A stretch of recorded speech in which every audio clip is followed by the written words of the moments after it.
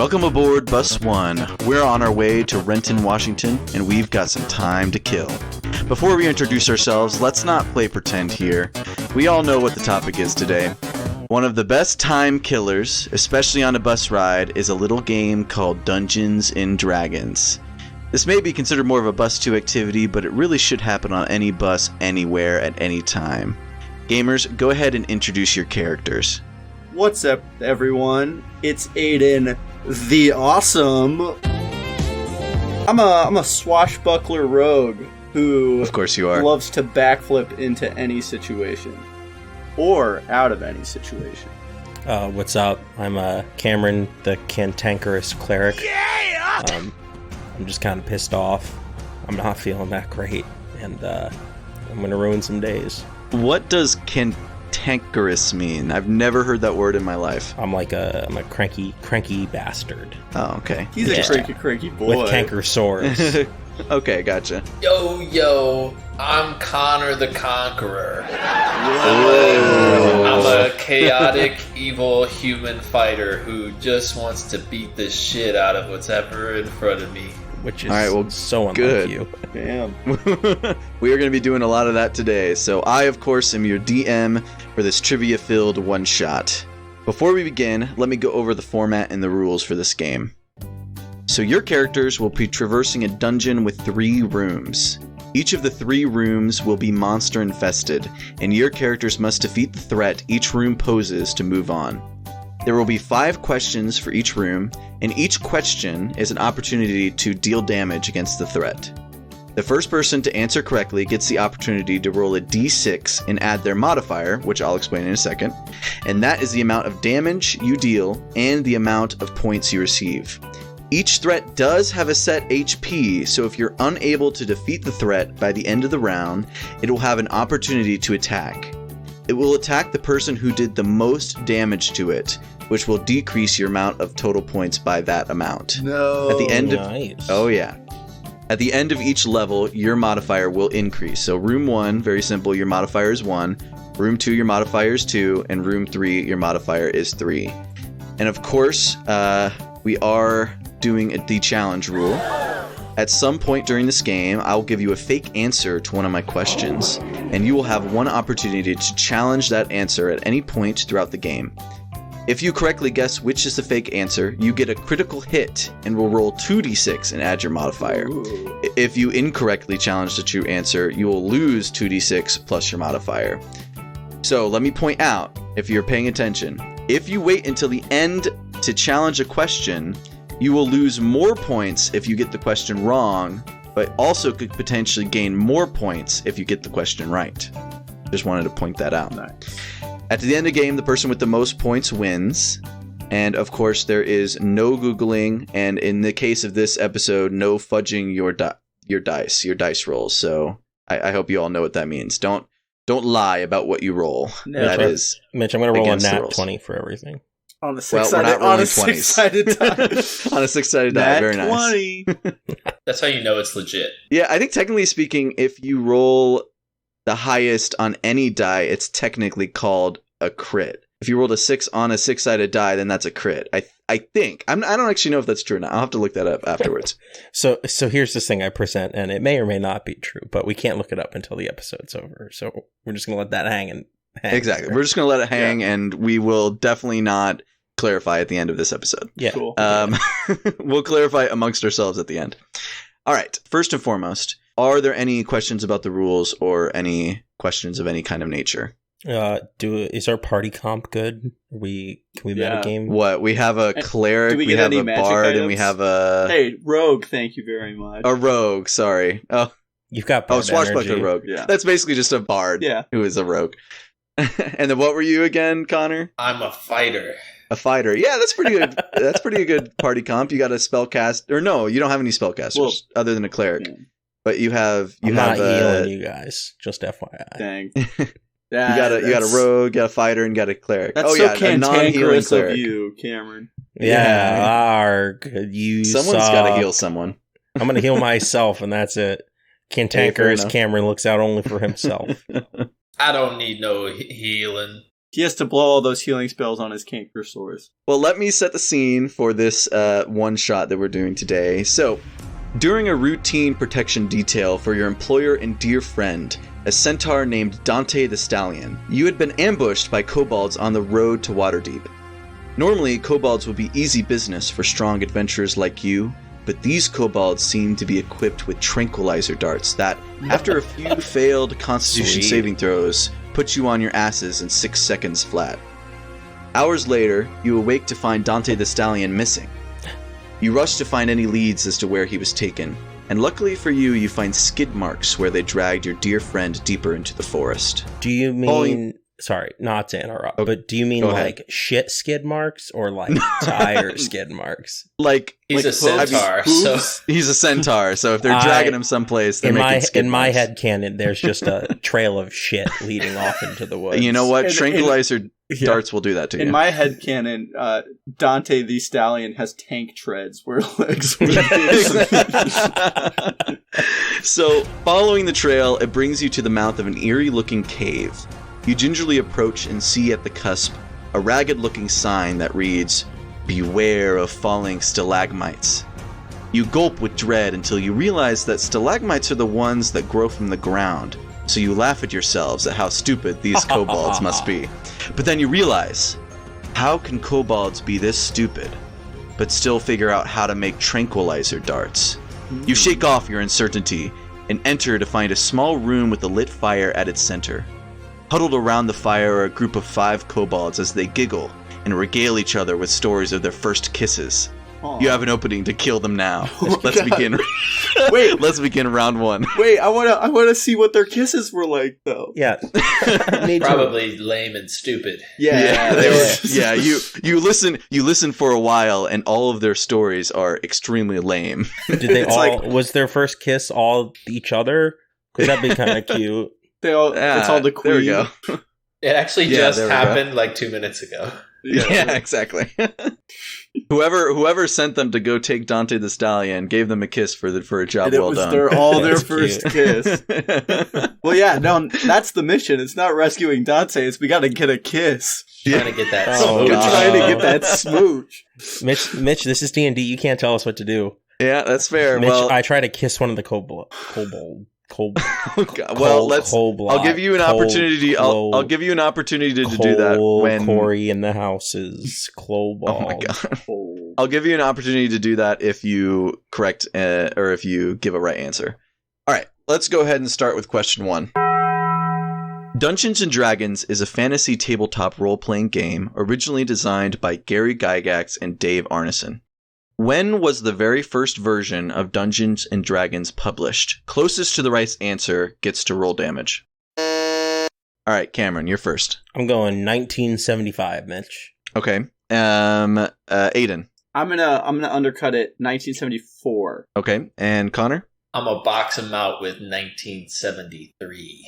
Well, you're all very close. Aidan, you are correct. Yes, baby! Dungeons & Dragons was first published in 1974 by Tactical Studies Rules, but since 1997... You mean a bunch of nerds. Yeah. But since 1997, it's been published by Wizards of the Coast, which is now a subsidiary of Hasbro. Yeah. To this date, the game has undergone 11 evolutions over the years. Since 2014, the most current version is 5th edition, aka 5e. So, Aidan, go ahead and roll damage. For damage. 2 + 1, that's 3 points of damage. All right, 3 points of damage. Nice job. Hey, Aidan, which kobold did you hit? The one who was like, who secretly hasn't had his first kiss yet, and he just wanted to fit in, and he's kind of been like changing the subject every time they like ask him about it. I hit him first. That's sad. He deserves it. Yeah, that's very fuck sad. That guy. Don't lie to your Fair friends. enough. You made my horse friend shit himself. Oh God. Well, let's go ahead and go to question 2. One important aspect in 5e combat that new players need to keep in mind is the fact that you don't need to use your action to attack or cast a spell. There are a plethora of options such as the hide, dash, disengage, dodge, help, search, and ready actions. I am going to give you a hypothetical use of specifically the ready action in combat, but there is an aspect of it that is done incorrectly. The first person to correctly identify that issue gets to roll damage. I am playing my beloved character, the level 2 wizard Svendo the Friendo, and just rolled initiative for combat. I have decided that I want to ready my action, so I specify that if the enemy monster attacks one of my fellow party members, I will attack him with Booming Blade. When it gets to the monster's turn, it does in fact use this action to attack my ally, so I use my reaction to move closer to him and use Booming Blade. Cameron, you were first. You can't ready a reaction. That is incorrect. What? He readied a action. He can't take a reaction to move. The action would just be casting the spell. That is correct. So the ready action only allows you to transfer your stated action into a reaction upon a specified event that is triggered. You cannot use the ready action to also move on that reaction. I thought it was going to be Very something nice. about losing a spell. Oh, no. But nice job. This Thanks. is level 1? I can't that play, was pretty. baby. I mean, that was pretty. Well, I don't know. That was a little hard for round 1, but that's all right. Aidan, go ahead and roll damage for me. That is a 6. That's a crit. Maybe Ooh. plus 1. That is 7 more points of damage. 7. All right. Question 3. Bards are generally regarded as all-rounders when it comes to ability checks, especially considering their jack-of-all-trades ability. This next question is a simple yes or no question. Can a bard use their jack-of-all-trades ability on an initiative roll?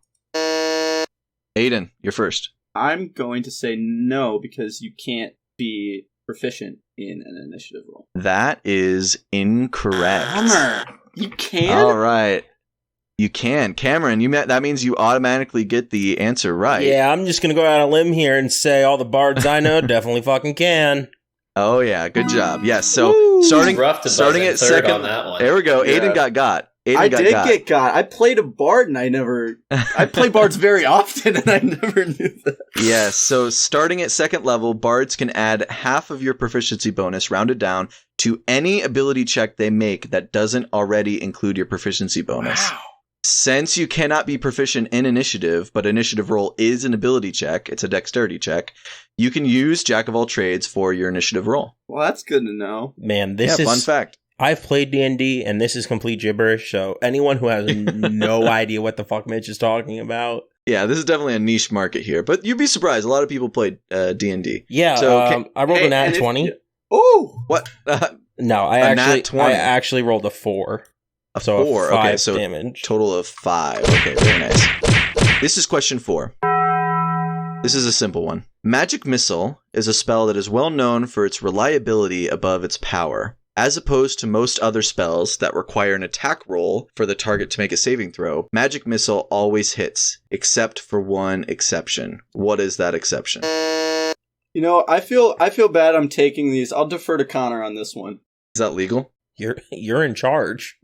Yeah, that's Is fair. it? I'll allow you to do that. Fair enough. Connor. I'm going to say unless the receiver is able to deflect the missiles.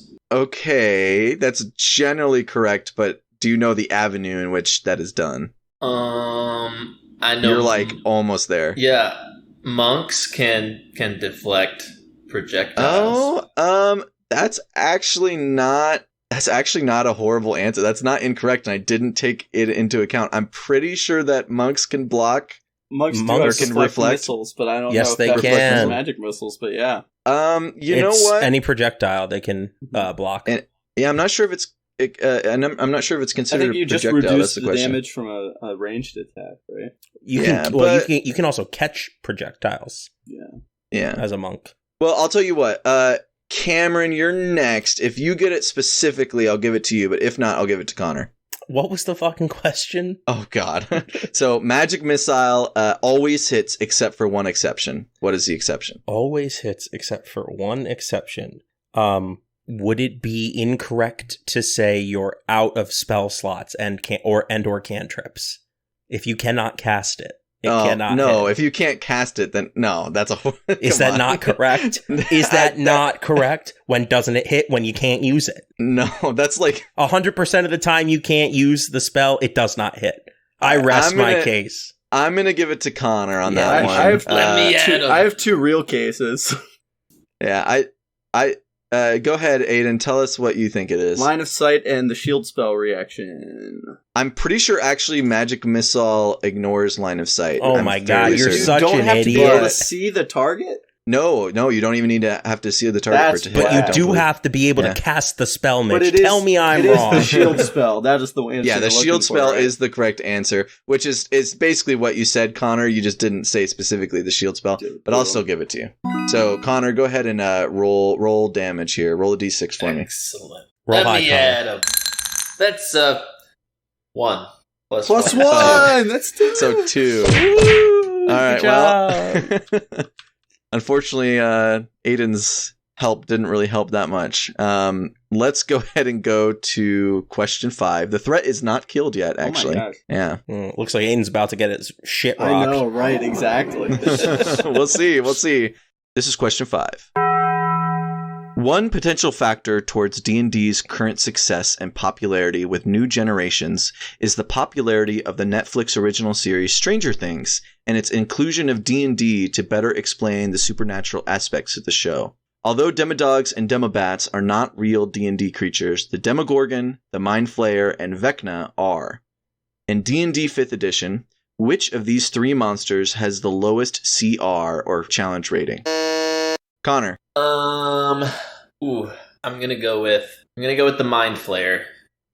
That is correct. Let's go. Nice job. So Vecna and the Demogorgon actually have the same CR of 26, while the Mind Flayer has only a challenge rating of 7. Whoa. Interestingly enough, shit. fun fact for all the Stranger Things fans out there, but not necessarily. Don't spoil it. No, I'm not going to. The last 2 episodes. Yeah, I have to watch the last for all one of the tonight. Yeah, I'm not going to spoil it, but for interesting enough for all of those Stranger Things fans, but not necessarily D&D, there is absolutely no relation between, like, lore-wise, between any of the 3 of those things. Like, they have absolutely nothing to do with each other. They're all part of the Upside Down in D&D lore. Jesus. Because the Mind Flayer is basically like an alien Cthulhu. who takes over minds. The Demogorgon is like a giant demon prince. And then Vecna is a lich. He's a big angry lich. baboon man. Yeah, exactly. Mm-hmm. With 2 Kinda heads, hot. which the Demogorgon in Stranger Things doesn't have 2 heads either. So kind of interesting. He's got that flower thing. Yeah. Yeah, that's. I will admit it looks pretty cool. And I think actually gross. It does. I don't know if it was Wizards of the Coast who made figures for those, but you can like buy D&D figures and do like a Stranger Things kind of thing. I think they have a whole Stranger there's Things an official campaign you thing. can run. Yeah, it'd be pretty cool. I'd be interested in doing that. Dibs on Steve. Anyway. I think you'd make your own characters. That's how it works. I want to be Steve. I'm Steve Harrington, season Completely 3. cracked. Fair enough. Or season 2, Yeah. Steve. I think every season Steve is. other No, than maybe season 1 Steve one. sucks dick. I mean, better than okay. We don't want to go into too big of a Stranger Things route, but I would argue that Jonathan is 10 times worse than Steve in season 1. He took photos of Nancy while she was like half naked, and that is very creepy. And I don't blame Steve for breaking Jonathan's camera with those photos. I don't on remember that, but if that's true, that's fucking weird. Yeah, it is weird. I don't know why people stand. I was gonna say, Connor, go ahead and roll damage. We'll see if you can kill it. All right. Aiden wants you to. I might have swung soft the last time, but this time I'll get him. It'll conquer these kobold. Yeah. No more kisses for you. What'd you roll? Okay. I rolled 3 damage. All right, so 4 total. All right. Let me do some math here. Beep, beep, boop, boop, boop. Luckily for Aiden, you were able to Let's defeat go! the kobolds. I'm not dead. I came in And clutch actually, for you, big guy. It was one point of difference. So, yeah, very close. Very close. Very nice. Well, let's go ahead. Before we move on to the next room, what is everybody's point situation looking like here? I've dealt 10 damage. Okay. I am at 6 points. 6. Okay, and Cameron? I've dealt 5 damage, but I had All right. a bunch of good one-liners while I was doing it, Yeah. That's fair. which is That's all that fair. matters. All right, well, good. Well, let's go ahead and go to round 2. With the kobolds all brutally murdered, you look forward to see that the cave continues on. You cautiously approach and begin to hear the sound of chanting. Peering inside, you see red dragonborn cultists in flowing black robes. They seem to be worshipping some sort of dragon statue in the corner with their backs to you. You see that the skid marks left by Dante the Stallion's body. God. Look at all that shit. Well, you'd be surprised. I mean, horses, man, you know? The skid marks left... God damn it. The skid marks left by Dante the Stallion's body continue past this room. So let's go ahead and go to question 6. For anyone who has ever played D&D, they know the feeling of dread that comes when their beloved character's life is on the line. For this question, I will give you a hypothetical scenario. Bruce the Brash is my beloved level 1 fighter with a max HP of 14.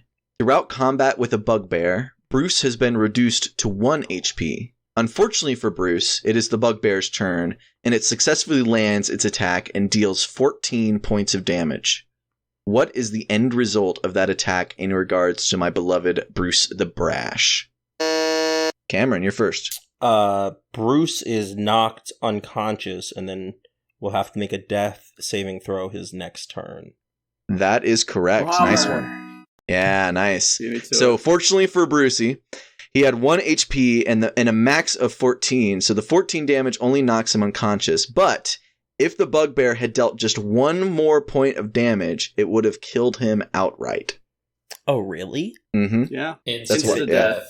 If it hits if it hits one more than your more HP. than the max, then if it hits more than the max, then including the HP left, then it outright kills the person. Instant death kind of sucks. I'm straight up it learning does. shit about D&D tonight. Yeah, there we go. Well, you got it right. Nice job. Nice job. Am I rolling a D6 again? Yeah, go ahead and roll a D6, and then the modifier is now 2. Damn, I only rolled a 1. A 1. So, I mean, that's 3 points. 3 Not bad. Could have been 9. Cultists. Nope, could have been 8. Were the cultists talking about their kisses too? No, they were the ones who were Maybe. kissing the kobold. Yeah, exactly. They were like, ooga chaka, ooga. They were having karaoke night. Yeah, Are the exactly. kobold You the got this, I kobolds? Are they the ones that carry the candles around all the time? Is that just in World of Warcraft? Maybe just World of Warcraft. I'm not super well versed on World of Warcraft, to be honest, but Well, they got Warcraft cobblers, peach cobbler. kobolds in D&D are well known for like traps and like living in caves and such. They kind of look like whiskery rat men, but standing on. Never mind. This is No, not. they're There's like- no they're like description I dragon can people. give. They're like lizard. Yeah, they're little like dragon guys. Oh, wow. Yeah, that's what a Dudes. kobold is. World of Blizzard. What the fuck you doing? Yeah, I don't know. Well, good job. Very good. Very good. Thanks.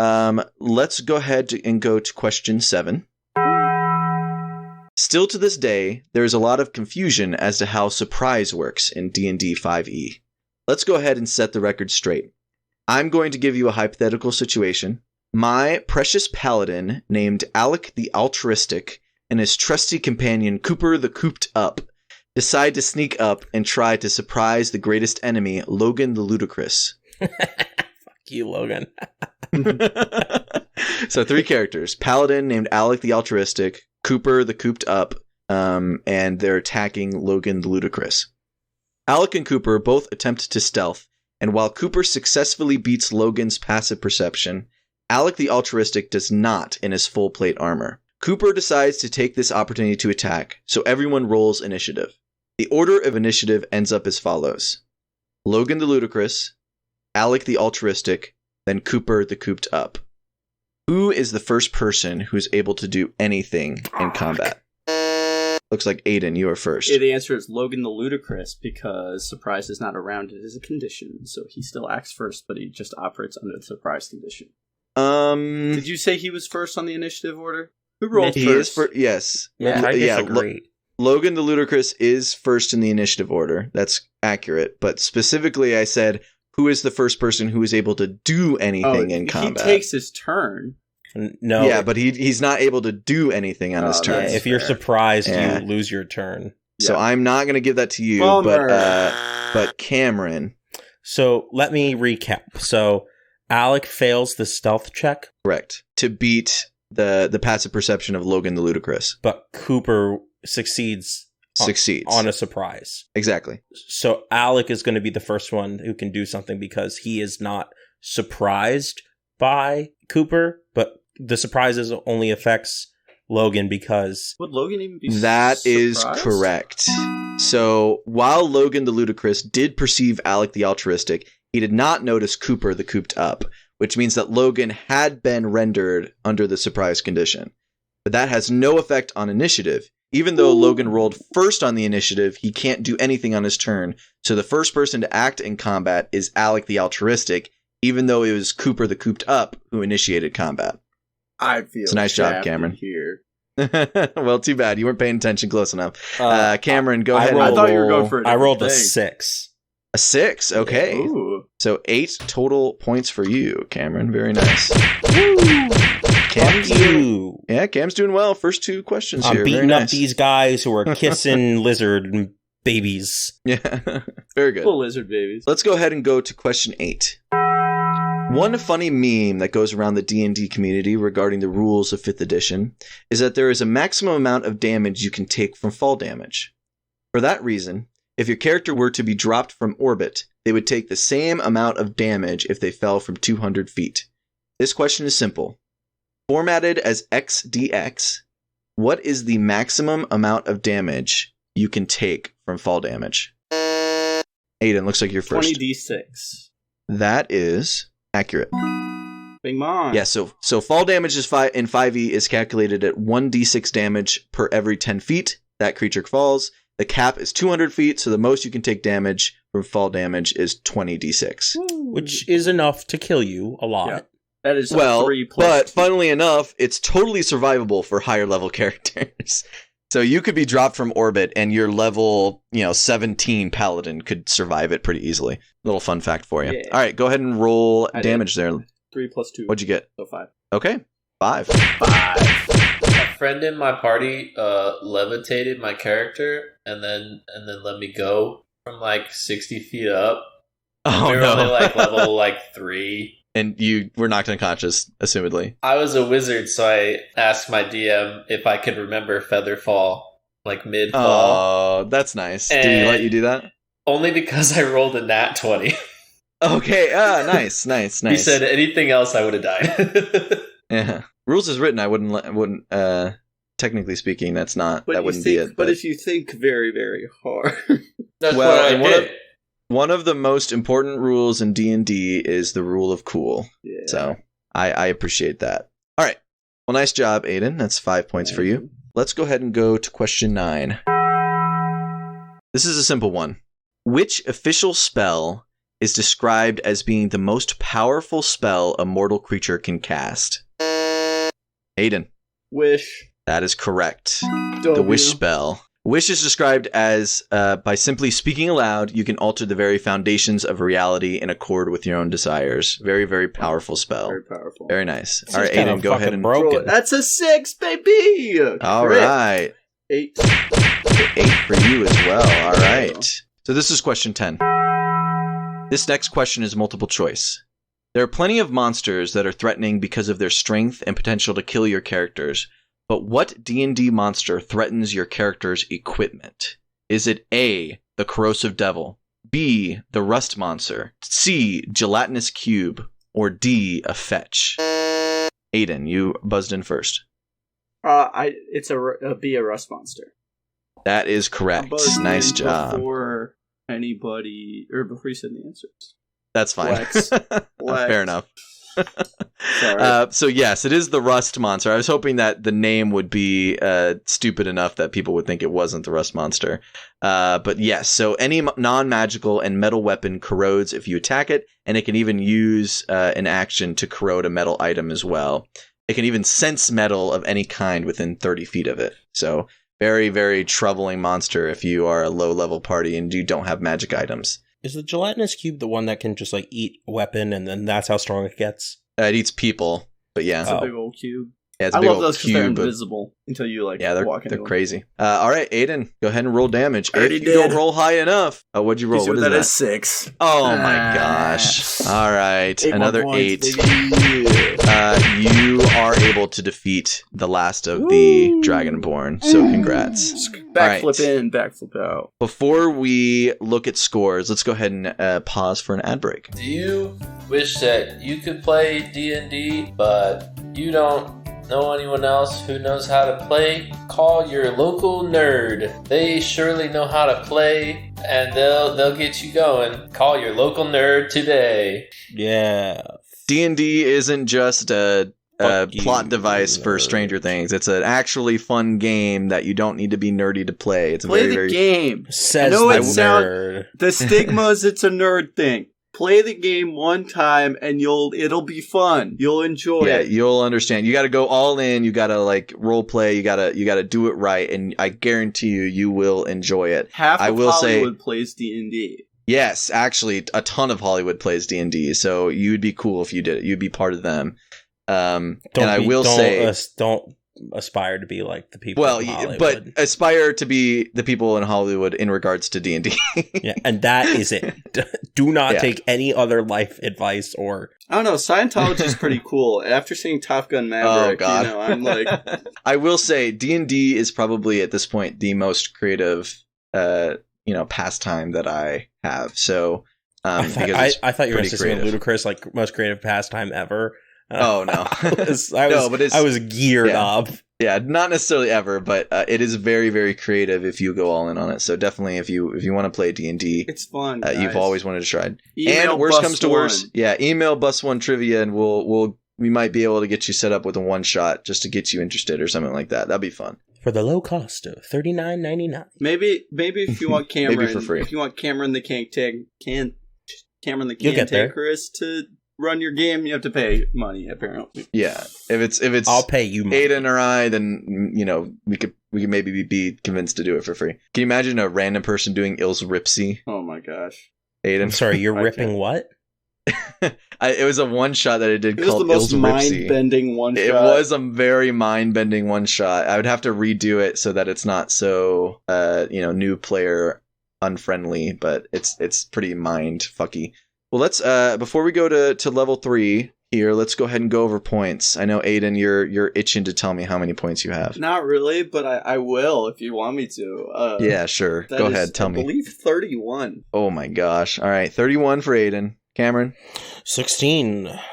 Okay, 16. And Connor? I missed all my swings that round. I'm still at 6 points. Oh boy. All right. Well, we could change it all here. Plus, this threat, I'm gonna introduce it here in a second. It might be a little difficult to defeat this time.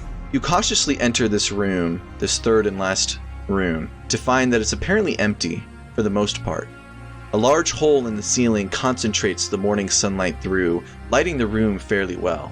In the corner, you see Dante the Stallion, and thank the gods he's still breathing, but likely still knocked out from the tranquilizers. Still covered in shit. They must have been horse tranquilizers. You rush onto... Oh. I think you mean half horse tranquilizer. Right, yeah. No. They were horse Centaur. tranquilizers, and he was getting high. You rush over to Dante, but not before. Boom! Landing in front of you is an adult red dragon. Smoke comes pouring out of his nostrils, and it lets out a roar, and it says, Roar. That's my dinner, and now you are my dessert. No. let's go ahead and start round 3. I'm This too young is... to be dessert. This is question 11. CR, or challenge rating, is a way to roughly measure how difficult an encounter can be so that a DM doesn't pose their players with a combat that's too difficult or too easy. In D&D 5e, which monster is the most difficult to defeat? There are 2 valid answers. Cameron. Tiamat, the 5-headed dragon. That is correct. Yeah. That is correct. Very nice. Yeah, so the 2 answers I would have accepted are both the same Are you gonna get? CR. We have a. Maybe Connor can guess the other one. I so guess, I'm yeah, I saying. guess Connor, if you do you have the second one, Cameron? I'll have Cameron first since he buzzed in. Wait, There's you technically said 2 there were right 2 answers. correct answers. You're telling me Yes. I don't get those points? No. You get the points, but I'm interested to know if you know the second one. Oh, and I might give extra points to Connor if he knows it. So I know it's Tiamat because he's a boss. He's like the boss, right? She, I think. And then I'm gonna go with probably some other boss. I don't know. Vecna. All right. No, that is incorrect. Connor, do you know? We've been playing a Baldur's, or is it Descent into Descent Avernus. into Avernus. Very Yeah. good. Yeah. So I know Zariel shows up in there, and she's pretty feisty.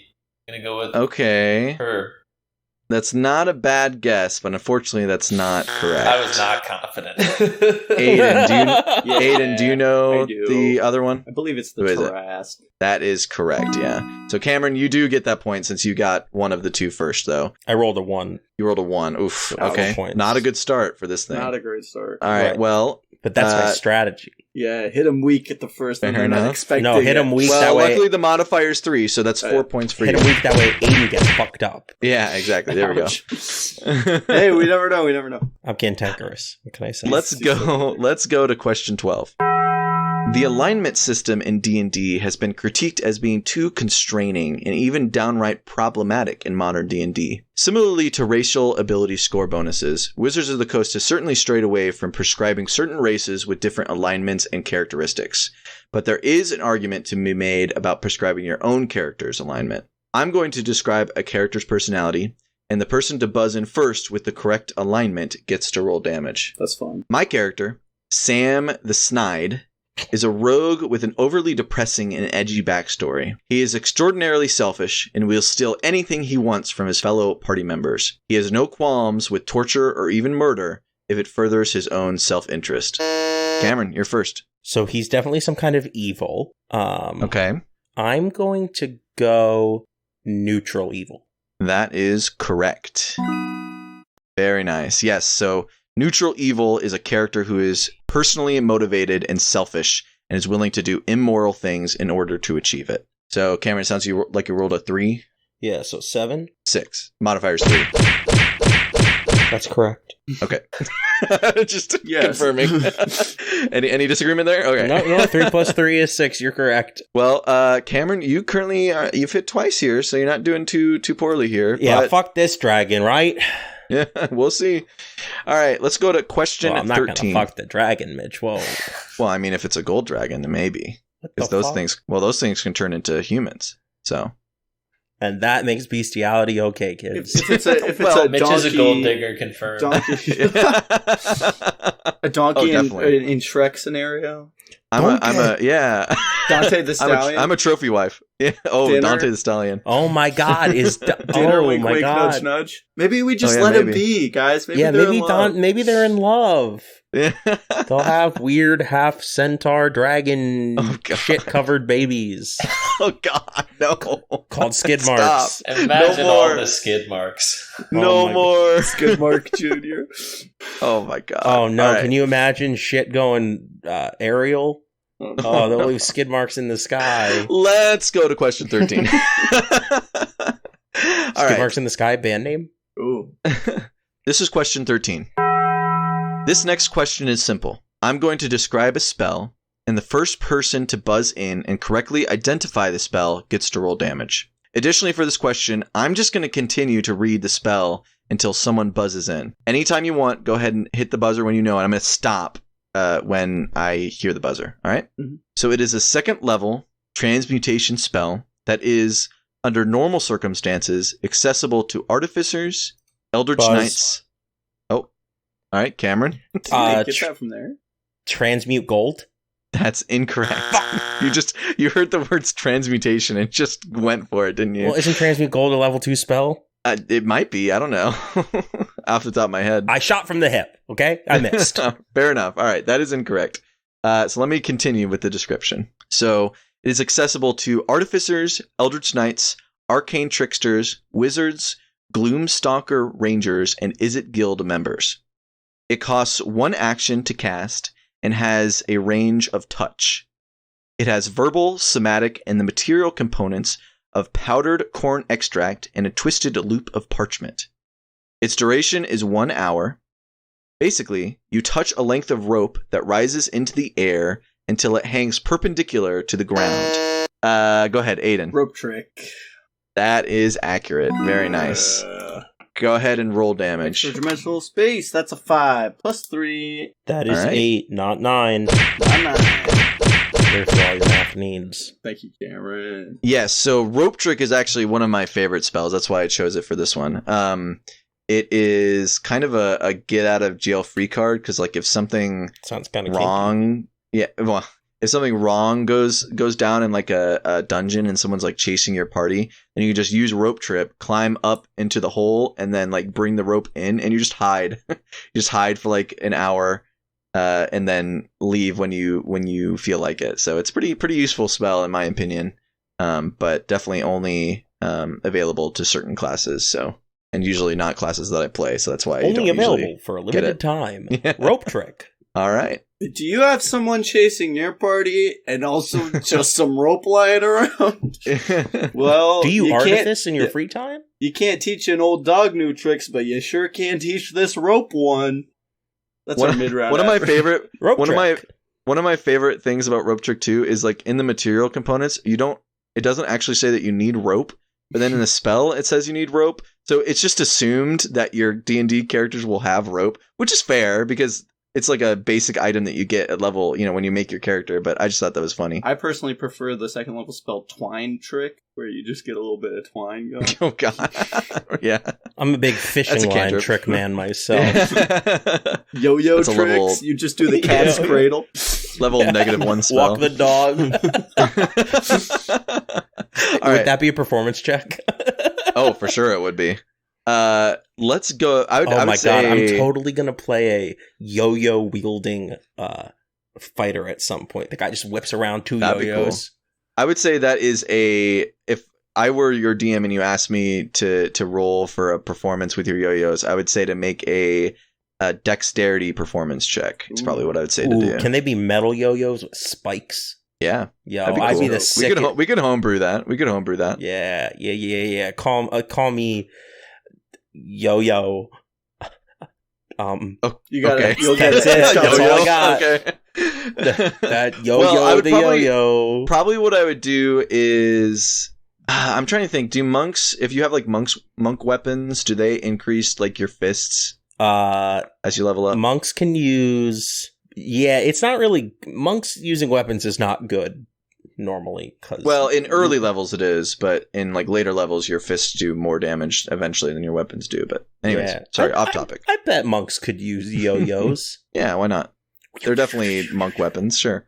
All right, let's go ahead and go to question 14. I am playing my trusty paladin, Aidan the Awesome, and am in combat with the troublesome Kenku with my trusty dagger. When I roll to hit Kenku, I roll a natural 20, which is a critical hit. I automatically hit, so I decide to add a level 1 smite. How many of each dice am I rolling? Cameron, you're Mitch, first. what level was Ethan? It doesn't matter. Oh, okay. How many of each dice Yes. How many of each dice does he roll? for a smite? So he's attacking with his dagger. He gets a critical hit, and he decides to add a smite to it. So he rolls a d20 for the crit. That's fair. Yeah. Implied. All right. I think a dagger is a d4. Okay. It could be a d6. And then a smite, I think, is a d6. So final answer: 1d20, 1d4, 1d6. That is incorrect. Fuck me. Aidan, you are next. Dagger is a d4 crit, so that's 2d4, and a smite is a Oh, d8. you're right. God damn it. So that would be 2d4, 1d8. I believe there is a weird thing about smite, so but I'm gonna. That is incorrect. Oh shoot! That is incorrect. Yeah. Okay. Connor, it's up to you. All right, give it to me. I think I got it. I think I'm ready to give it a crack. Okay. I'm gonna go with 2d4 for the dagger with the crit, and I'm gonna go with the d6 for smite. 1d6. I'm so That stupid. Is also incorrect. Mitch, can I So amend none my of you answer get it. because I'm an idiot? You can't change it, but if you want to tell me what it is, then Yes. go ahead. You roll 2d8 Just because mend your prize. the smite die Yeah. is a d8, but you crit and you double all your dice. Yeah, so that is the great thing about paladins is you can choose to smite after you hit, and you would, because you crit, you would also double the smite damage. Jesus Christ, that's broken. Is there a weird Yeah, thing with smite? paladins are Like really if they're strong. undead, it's another d8? Because that's what I was thinking about. It might. I think it that might is depend a on the subclass, but It's a Kenku that you're fighting, so that I'd like to applies. point out that I'm the only one who mentioned you'd have to roll a d20 to That get is a crit. fair. Well, that's fair. Sure. So Fair enough. Well, I win nothing, but No, you win nothing. So yeah, just to clarify, so I would double the damage of my dagger, which would be 2d4s, and then also double the rolls of my smite damage as well. At level 1, a smite is 2d8, so doubling that would be 4d8. Oh, so 4. in total, 4. Is it 2 per level? I don't play paladins, I guess is what I've Oh, learned here. no. So what it is that's actually good. Or I is didn't it even 1 pay plus attention 1 to what per you're saying. level? No, so a 1 level plus 1 your smite, mom. a level 1 smite is 2d8, or 2d8, and then any Yeah. level above that is adding a d8 to it. Oh, okay. So in total, it would be 2d4 plus 4d8 Damn. Damn. plus Yeah. 48 what? That's damage. damage, smite damage, Radiant. You do 48 damage? 4d8s. of Why damage. we keep 48? What about Oh my 49? There's no such thing as technically there is such thing as a d9, but anyways, we won't get into that. All right, I do want a d3 What at about some these point. nuts? Oh my god. You walked into it. You walked into it. Sure. Fair enough. I'm Cantankerous. Let's. Cantankerous. That's So a none of t-shirt. you, I'm all of you Cantankerous. miss. So no Uh-oh. points. That is not looking good when it comes to the damage on this creature. So No. Yeah, I may not want to answer That's the what I next was question. thinking. Cameron, I think, is beating me right now. I'll just let him take the hit. Well, I'm Oh, pretty sure you God. have 31 Yeah, points. it's whoever did the most damage to it. well, it's this round. Yeah, to this round Fuck, specifically. Really? Mm-hmm. I guess I gotta go for it. Uh-oh, my 6 points might come in handy. Well, you never know. You never know. It's the last question, so it's going to be hard. All right. So I'm going to give you a hypothetical turn in combat. I want you to listen carefully, write down each rule broken or inconsistency. After everyone has written down as many as they can, I'll just set an arbitrary time limit. The person to tell me the most rules broken gets to roll damage. If you give me a problem that I didn't have down, you may try to convince me of its validity. My halfling rogue character, Joe the Small, is fighting... Sorry, Joe. is fighting a group of kobolds. First, I use my free action to remove a mask. I was sitting crisscross applesauce, so I use half of my movement to stand up. Already within my effective attack range of 5 feet with my whip, I get a bit cheeky and use my cunning action to disengage as a bonus action, using 5 feet of movement to move outside of, then another 5 feet of movement to back into my effective attack range, thus using the remainder of my movement. I decide to make an insight check against the kobolds to see how strong they are, but roll a nat 1, which is a critical failure. So the DM tells me that I mistakenly think the kobolds are extremely strong. I lick my lips as I realize that because of one of my allies is within 10 feet of my target, I will receive sneak attack damage if I hit. I attack, but unfortunately roll a nat 1, which is a critical failure. The DM determines that my whip breaks and is unusable until I try to fix it after combat. I pout, as now I cannot use my extra attack due to any lack of any other weapon. Mitch, I may have an answer. I think I also may have an answer. I don't know. I mean, all of you will answer, but Can I'll, I go I'll go ahead. first? Go for it, 'Cause Connor. I'm not going to be right. And I want the people with real answers to go second. You mistakenly think I'm gonna get anywhere close to this. So, Connor, if you're ready, go ahead. Okay, my first issue with this is that as a halfling, there is no way that your ginormous feet will allow you to say crisscross applesauce. Halflings So- are not hobbits. so- They don't have big feet. Already you're in trouble. Okay, that is Tolkien incorrect. rolling in his grave. Second off, you've already used your free action, and then you try to lick your lips, and then you try to pout too. Come on now, that's way too many facial features for 6 seconds. I rest my case. That's not a horrible argument. I will give you one. I'll give you one because that's funny. that's what you get. Technically speaking, I guess you don't need to even use a free action to make facial expressions, but I'll give you that one. If you really go like hardcore, anal rules, then perhaps that could be argued at a certain table. It's one turn, Mitch. All right, let's go then. Who wants to go second? Cameron, go for it. So I take issue, maybe, if it's correct, with the effective attack range of a whip is only 5 feet. That seems kind of small. That is accurate. That's one. I bet you could use cunning action to disengage, but if you use 5 feet of movement to move outside of and then back into, there's an opportunity attack, right? That is incorrect. Okay, well, I'm going to keep going. Go ahead.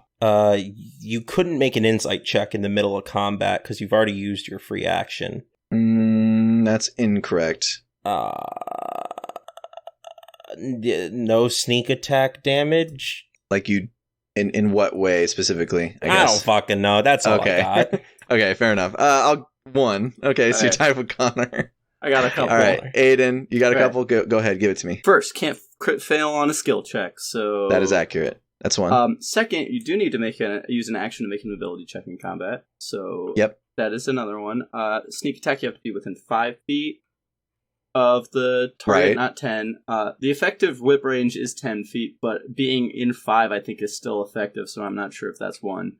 Item breaking isn't technically raw, but you said the DM rules, so that one's kind of iffy. Rogues don't have extra attack. Don't know if crisscross is prone, but if it is, then the half movement is it, and if it's not, then you're fine. And also, I will count that as well. You should still have 2.5 feet of movement left because halflings have 25 movement speed. So you haven't used all of it. All I hear is that. Aidan, you definitely get that one. I'll go ahead and go over all the issues that I identified. So standing up from sitting does not take half your movement because you're not prone. A whip does have an effective range of 10 feet, not 5 feet, but you still technically can attack someone 5 feet with a whip, but I wouldn't call that the effective attack range. You're right in that you can't crit failure on an ability check. You can only have a critical failure on an attack roll. So you don't necessarily automatically fail if you roll a nat 1 on an ability check. That's something important that a lot of people get wrong. You're right, for sneak attack damage, an ally needs to be within 5 feet. The other issue that you kind of got, but kind of danced around, was the halfling can't attack because he already used his action to make an insight check. Yeah. So I got more than you did? More than me? I think so. Well, no, you're right, but there are more too. Okay. You were also right in saying that rogues don't get an extra attack. But the other issue that I think was probably the hardest to rule out was if he had an extra attack, rogues technically would have been able to make an unarmed strike if your weapon broke. So saying that you couldn't do an extra attack because you don't have a weapon anymore is inaccurate, because technically you can do an unarmed strike. But Aidan, you definitely got that by far. You got the most. So go ahead and roll damage. Cool. Oh wait, I didn't want to do that. Well, too bad. Oh, that's not even great. That's a 2 plus 3 gives me 5. Alright, with the missed answer, unfortunately that means that the dragon is not dead. You do end up killing it, but who did the most damage? Hang on. That was me Eat him up, Mr. Dragon. Yeah. Yeah, let's fuck see. him up. So, and get the Cameron Cantankerous guy while you're at it. No, I got Cantankerous. You don't want to touch me. Hey, you don't want to touch me. yeah, Aidan, I think you got the most, because Cameron, you got 10 from that round. No. And Aidan, you got 14. 13 from that round. 13. Yeah. All right. So we're gonna see how many points are taken from you here, Aidan. Hang on a second. How many dice is it? I'm not even gonna tell you. I'm just gonna do it. No. Uh-oh. Oh boy. Oh, All right. Are you ready? Never good when the DM laughs. If I lose this episode. That is 10 points. Oh jeez. Come on, bite him again. The dragon lashes out at the person who does the most damage, which is Aidan, dealing 10 points of damage and decreasing your score by 10. Can I use uncanny dodge to have that? No. I think Aidan still may win. Have one. Get him again. Well, we still have the challenge rule. We have not done that. No one's challenged anything I've said. So let's go ahead and go to that, though. But luckily, as sort of a conclusion, with the dragon vanquished, you rush over to Dante the Stallion, who is inching back to consciousness and gives you a weak smile. You wait for a while until Dante is able to move and return to the road, continuing your journey to Waterdeep. Aww. Dante, you're full of shit, man. Not anymore. No, not anymore. You shit yourself. That's how we followed you in here. Let's go ahead. Take a probiotic. Good thing Does you ate anyone all have a those guess? beans. Does anyone have a guess for the challenge rule? Because keep in mind, if you guess now, if you get it correct, that means that you get your modifier of 3.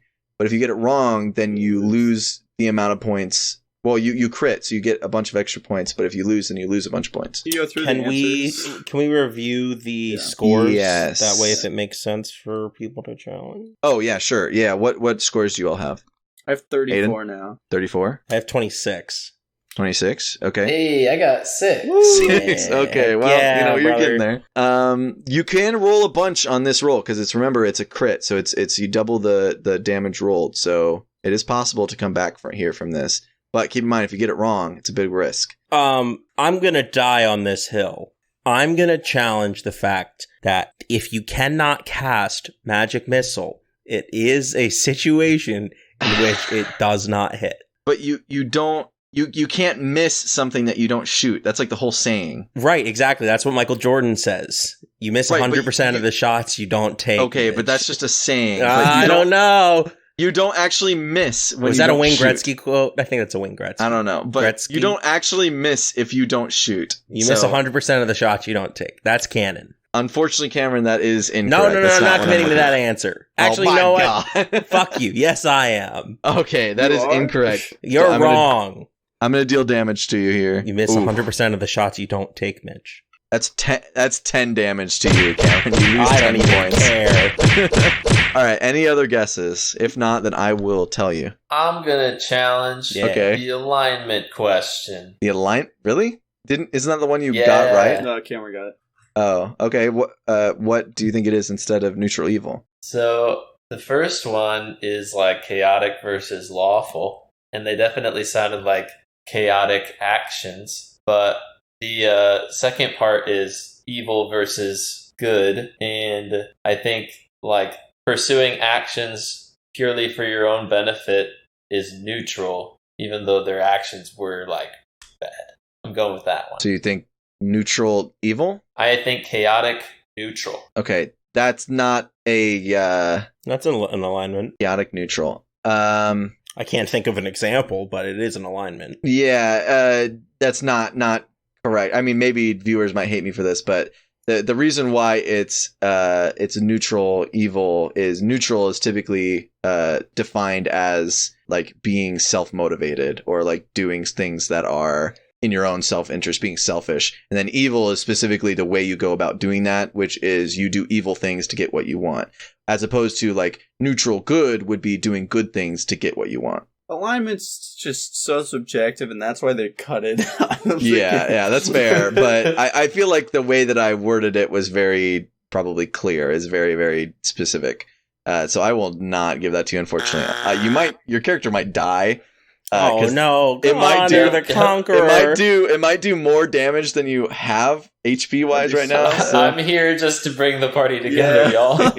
It's the heart of the group. Oh, jeez. Yeah, it does 7 damage to you. Hey, Insta So suddenly, y'all can't even revive me. Suddenly you hear a little screech as a dragon wormling comes plummeting down and killing Connor. no. You have R.I.P. -1 points, Connor. Oh boy! All right, Aidan, do you have I mean, you kind of can't lose now. So Well, I might. I definitely could. I do have 2 thoughts. That would be stupid. Don't do that. no, because Cameron also lost 10, so I don't Well, think it's but if physically possible. Cameron, what are you at right now? Your mom. Okay, thanks. When do I lose maximum? Like 15, so that's fine. I was more than 5 ahead of him. Yeah. I got 2, and I'm going between them. Not my initial guess was the Jack of all trades initiative thing. I'll stick with that one. I'm challenging the rust monster question. My thought is all of those monsters deal damage because I think gelatinous cubes can dissolve objects. Like it can't purposely attack your weapon, but if you have suspend an object in a gelatinous cube, it can do damage to it. That's a decent argument. That wasn't what I was going for. I don't actually know. I mean, technically speaking, I feel like I would need to look at the sheet, stat but log, I'm not sure if a gelatinous cube eats the items. It might, but I was definitely going for the rust monster because typically speaking, if you beat a gelatinous cube, your items wouldn't be really dissolved. So Yeah. and also a corrosive demon is not a real creature or monster. So I would say no. So let's see how much damage you take from this dragon wormling. You just killed its mother. You fucking monster. I killed. So you lose 13. Oh shit! I think you still beat Cameron, to be fair. What do you mean? I just dropped. How many points do you have, Cameron? I have 16. I have 21. Oh, okay. Yeah, you're fine. 44 to 21. All right, I will give you the challenge question. And this one was, I was hoping that one of you would get it, especially considering that two of you have played at least partial in my campaign setting. So it's actually question 11, the CR question. Who is the most difficult single creature to battle? Oh. So technically, while the Tarask and Tiamat have the highest CR, they're not the most difficult or the strongest individual creatures. In Mythic Odyssey of Theros, introduced a new kind of encounter called a mythic encounter.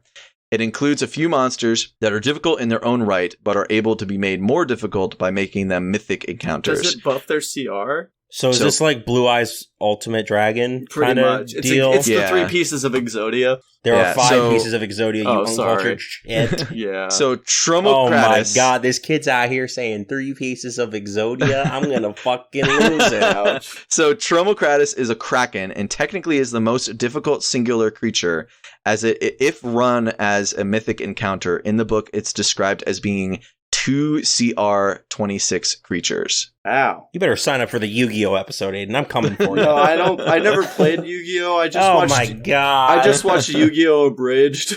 No. So for the record, there are no Vecna is CR26, and so is the Demogorgon. So 2 level 26 creatures that basically Wizards of the Coast refuses to go over 30. Yeah. So to get around that, they basically said suck my they basically said for this mythic encounter, it is 2 level 26 creatures. Oh my gosh! So they kind of get around by saying that, even though it's 1 creature. So that is the correct one. That's a difficult one. What a bunch of assholes! You wouldn't let us look at the books for Theros. So how was I supposed to do? Well, we finished Theros like months ago. Yeah, that is true, like a year ago. Like a year ago. Mitch, we never finished Theros. That is true. We never finished Theros. All right. Well, nice. Fuck. We did it. Anyways, all right. So let's go ahead, before we end, let's go ahead and reveal the scores. We know that Aiden won. Aiden, how many points you get? 21. Down from 44. And Cameron? Yeah, 16. 16. And then -1 for Connor. I'd tell you, but I'm dead. Cameron, cast Revivify. I'll see ya now. No! All right. Well, folks, looks like we've rolled into the station, so that's all the time we have. Thanks for writing Bus 1. We'll see you next week.